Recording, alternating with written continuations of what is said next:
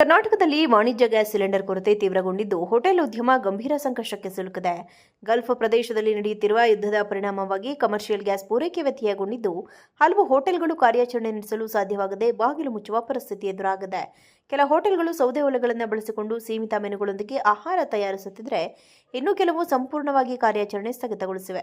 Gas cylinder ಸಿಗದೆ hotel ಉದ್ಯಮಿಗಳು ಕಂಗಾಲಾಗಿದ್ದಾರೆ. ಹಣ ಕೊಟ್ಟರೂ ಸಿಲಿಂಡರ್ ಸಿಗದ ಪರಿಸ್ಥಿತಿ ನಿರ್ಮಾಣವಾಗಿದ್ದು, ಗೃಹ ಬಳಕೆ ಸಿಲಿಂಡರ್ ಬಳಸುವುದಕ್ಕೂ ನಿಯಮಗಳ ಅಡ್ಡಿ ಇದೆ. ಇನ್ನೊಂದೆಡೆ ಸೌದೆ ಒಲೆಗಳನ್ನು ಬಳಸಲು ಬೇಕಾದಷ್ಟು ಜಾಗವೂ ಲಭ್ಯವಿಲ್ಲದ ಕಾರಣ ಹೋಟೆಲ್ ಮಾಲೀಕರು ದಿಕ್ಕೆ ತೋಚದ ಸ್ಥಿತಿಗೆ ತಲುಪಿದ್ದಾರೆ. ಬೆಂಗಳೂರಿನ ಗಾಂಧಿನಗರದಲ್ಲಿರುವ ಐಟಿಸಿ ಹೋಟೆಲ್, ಮಲ್ಲೇಶ್ವರಂನ ಸಂಪಿಗೆ ರಸ್ತೆಯಲ್ಲಿರುವ ಹೋಳಿಗೆ ಮನೆ, ಬಸವನಗುಡಿಯ ಬೈಟು ಕಾಫಿ ಹೋಟೆಲ್, ಆನಂದರಾವ್ ಸರ್ಕಲ್ನ ಕೃಷ್ಣಸಾಗರ ಹೋಟೆಲ್ ಮತ್ತು ಬಸವನಗುಡಿಯ ದೇವೇಗೌಡ ಅಪ್ಪಾಜಿ ಕ್ಯಾಂಟೀನ್ ಸೇರಿದಂತೆ ಹಲವು ಹೋಟೆಲ್ಗಳು ಬಾಗಿಲು ಮುಚ್ಚಿವೆ. ಕರ್ನಾಟಕದಲ್ಲಿ ವಾಣಿಜ್ಯ ಗ್ಯಾಸ್ ಸಿಲಿಂಡರ್ ಕೊರತೆ ತೀವ್ರಗೊಂಡಿದ್ದು ಹೋಟೆಲ್ ಉದ್ಯಮ ಗಂಭೀರ ಸಂಕಷ್ಟಕ್ಕೆ ಸಿಲುಕಿದೆ. ಗಲ್ಫ್ ಪ್ರದೇಶದಲ್ಲಿ ನಡೆಯುತ್ತಿರುವ ಯುದ್ಧದ ಪರಿಣಾಮವಾಗಿ ಕಮರ್ಷಿಯಲ್ ಗ್ಯಾಸ್ ಪೂರೈಕೆ ವ್ಯತ್ಯಯಗೊಂಡಿದ್ದು ಹಲವು ಹೋಟೆಲ್ಗಳು ಕಾರ್ಯಾಚರಣೆ ನಡೆಸಲು ಸಾಧ್ಯವಾಗದೆ ಬಾಗಿಲು ಮುಚ್ಚುವ ಪರಿಸ್ಥಿತಿ ಎದುರಾಗಿದೆ. ಕೆಲ ಹೋಟೆಲ್ಗಳು ಸೌದೆ ಒಲೆಗಳನ್ನು ಬಳಸಿಕೊಂಡು ಸೀಮಿತ ಮೆನುಗಳೊಂದಿಗೆ ಆಹಾರ ತಯಾರಿಸುತ್ತಿದ್ದರೆ, ಇನ್ನು ಕೆಲವು ಸಂಪೂರ್ಣವಾಗಿ ಕಾರ್ಯಾಚರಣೆ ಸ್ಥಗಿತಗೊಳಿಸಿವೆ. ಗ್ಯಾಸ್ ಸಿಲಿಂಡರ್ ಸಿಗದೆ ಹೋಟೆಲ್ ಉದ್ಯಮಿಗಳು ಕಂಗಾಲಾಗಿದ್ದಾರೆ. ಹಣ ಕೊಟ್ಟರೂ ಸಿಲಿಂಡರ್ ಸಿಗದ ಪರಿಸ್ಥಿತಿ ನಿರ್ಮಾಣವಾಗಿದ್ದು, ಗೃಹ ಬಳಕೆ ಸಿಲಿಂಡರ್ ಬಳಸುವುದಕ್ಕೂ ನಿಯಮಗಳ ಅಡ್ಡಿ ಇದೆ. ಇನ್ನೊಂದೆಡೆ ಸೌದೆ ಒಲೆಗಳನ್ನು ಬಳಸಲು ಬೇಕಾದಷ್ಟು ಜಾಗವೂ ಲಭ್ಯವಿಲ್ಲದ ಕಾರಣ ಹೋಟೆಲ್ ಮಾಲೀಕರು ದಿಕ್ಕೆ ತೋಚದ ಸ್ಥಿತಿಗೆ ತಲುಪಿದ್ದಾರೆ. ಬೆಂಗಳೂರಿನ ಗಾಂಧಿನಗರದಲ್ಲಿರುವ ಐಟಿಸಿ ಹೋಟೆಲ್, ಮಲ್ಲೇಶ್ವರಂನ ಸಂಪಿಗೆ ರಸ್ತೆಯಲ್ಲಿರುವ ಹೋಳಿಗೆ ಮನೆ, ಬಸವನಗುಡಿಯ ಬೈಟು ಕಾಫಿ ಹೋಟೆಲ್, ಆನಂದರಾವ್ ಸರ್ಕಲ್ನ ಕೃಷ್ಣಸಾಗರ ಹೋಟೆಲ್ ಮತ್ತು ಬಸವನಗುಡಿಯ ದೇವೇಗೌಡ ಅಪ್ಪಾಜಿ ಕ್ಯಾಂಟೀನ್ ಸೇರಿದಂತೆ ಹಲವು ಹೋಟೆಲ್ಗಳು ಬಾಗಿಲು ಮುಚ್ಚಿವೆ. ಕರ್ನಾಟಕದಲ್ಲಿ ವಾಣಿಜ್ಯ ಗ್ಯಾಸ್ ಸಿಲಿಂಡರ್ ಕೊರತೆ ತೀವ್ರಗೊಂಡಿದ್ದು ಹೋಟೆಲ್ ಉದ್ಯಮ ಗಂಭೀರ ಸಂಕಷ್ಟಕ್ಕೆ ಸಿಲುಕಿದೆ.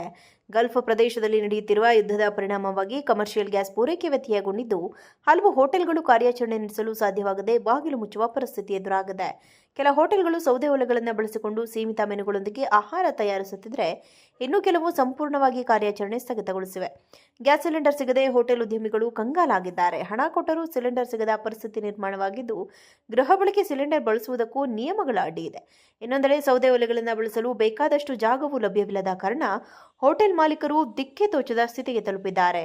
ಬೆಂಗಳೂರಿನ ಗಾಂಧಿನಗರದಲ್ಲಿರುವ ಐಟಿಸಿ ಹೋಟೆಲ್, ಮಲ್ಲೇಶ್ವರಂನ ಸಂಪಿಗೆ ರಸ್ತೆಯಲ್ಲಿರುವ ಹೋಳಿಗೆ ಮನೆ, ಬಸವನಗುಡಿಯ ಬೈಟು ಕಾಫಿ ಹೋಟೆಲ್, ಆನಂದರಾವ್ ಸರ್ಕಲ್ನ ಕೃಷ್ಣಸಾಗರ ಹೋಟೆಲ್ ಮತ್ತು ಬಸವನಗುಡಿಯ ದೇವೇಗೌಡ ಅಪ್ಪಾಜಿ ಕ್ಯಾಂಟೀನ್ ಸೇರಿದಂತೆ ಹಲವು ಹೋಟೆಲ್ಗಳು ಬಾಗಿಲು ಮುಚ್ಚಿವೆ.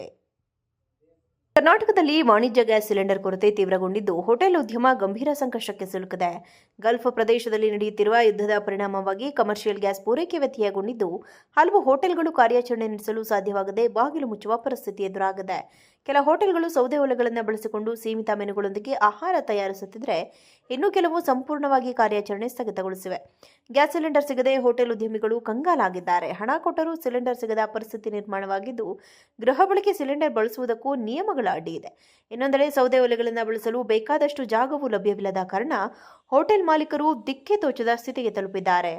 ಬೆಂಗಳೂರಿನ ಗಾಂಧಿನಗರದಲ್ಲಿರುವ ಐಟಿಸಿ ಹೋಟೆಲ್, ಮಲ್ಲೇಶ್ವರಂನ ಸಂಪಿಗೆ ರಸ್ತೆಯಲ್ಲಿರುವ ಹೋಳಿಗೆ ಮನೆ, ಬಸವನಗುಡಿಯ ಬೈಟು ಕಾಫಿ ಹೋಟೆಲ್, ಆನಂದರಾವ್ ಸರ್ಕಲ್ನ ಕೃಷ್ಣಸಾಗರ ಹೋಟೆಲ್ ಮತ್ತು ಬಸವನಗುಡಿಯ ದೇವೇಗೌಡ ಅಪ್ಪಾಜಿ ಕ್ಯಾಂಟೀನ್ ಸೇರಿದಂತೆ ಹಲವು ಹೋಟೆಲ್ಗಳು ಬಾಗಿಲು ಮುಚ್ಚಿವೆ.